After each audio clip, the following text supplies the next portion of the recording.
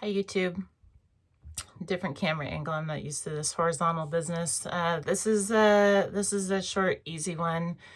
365 of live selling. I don't even know what day we're on. 7. Maybe don't quote me on that. The message for today is for live sellers. If there are, this is like a digital space business, social environment, if there is an opportunity that presents to meet folks in real life, the message is take the trip. Take the trip. I just got back. The last few videos were pre-recorded because I've been in Austin, Texas for the last 3-4 days at the Whatnot Summit, the first big Whatnot Summit down there. Phenomenal freaking time. There is a huge difference seeing folks in person and seeing them online constantly. You feel like you get to know someone, but when you can really be face to face and hug and connect, it's just a different kind of connection. Take the trip. That's the, if I know, it costs money, it takes time, sometimes away from work or whatever like that, but if it's within the realm of possibilities, really, really, I think it's worth it. I think it's worth it to do. I don't want to ramble about like all the perks that I just experienced over the last couple days, but 3 little mini takeaways, I suppose. The first is just take the trip if you can. The second is if one is to take the trip, have some type of social plan attached to it. This summit was approximately 500 people from what I'm told. A lot of freaking people, and it was my first in real life meetup, and so I wasn't really sure what to expect. However, learned pretty quickly that amongst the sea of all sellers and some plus ones, people really do gravitate towards the ones that they already are connected with online. So there's a whole bunch of people that could be met and like new connections to be made, and new connections are definitely made. However, most people are just so looking forward to connecting deeper with the names that they're used to, because some people you talk to online for a couple years and you just never really like get them in person.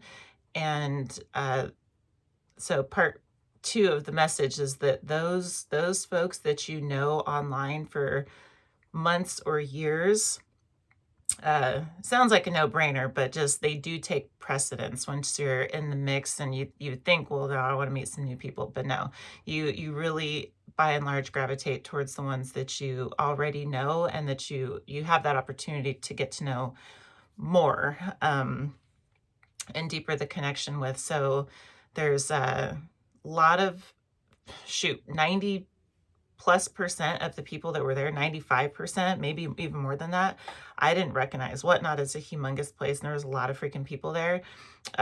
But it was pretty obvious to see that like who kind of came solo and who was newer and who was more seasoned and who had met before and this kind of thing. And so the folks who kind of were coming in without like a social plan, that were just kind of like flying solo and just kind of YOLO, see how it goes.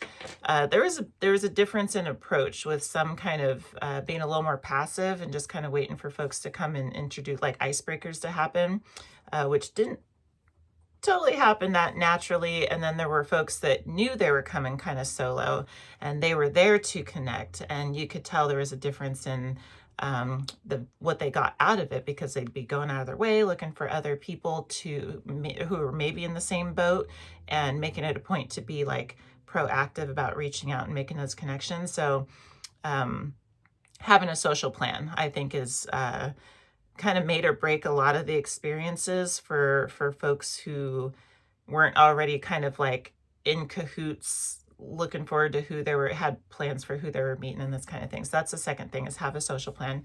And then the third little quickie is to really try to keep it professional. Live selling, social selling, we talked about that before, and it's really a new thing that we're learning collectively where all the norms lie and where all the etiquette boundaries are. And so there's a lot of toeing the line on that line of professionalism to like leisure.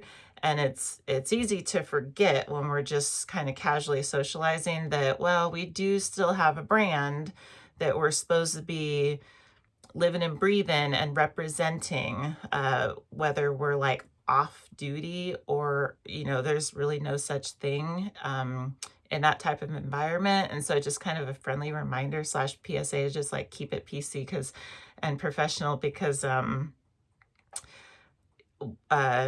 it'll outlive, it does directly, words, behaviors do directly impact reputation and impressions and things like this. And so, for instance, if there's opportunities to get drunk, I wouldn't recommend it.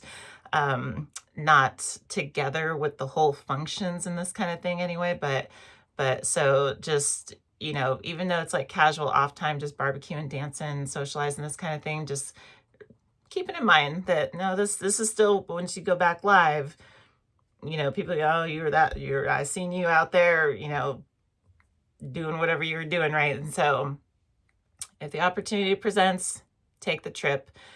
It's invaluable level of connection that can be made. Again, I won't go into the perks that I got, but you could see it everywhere.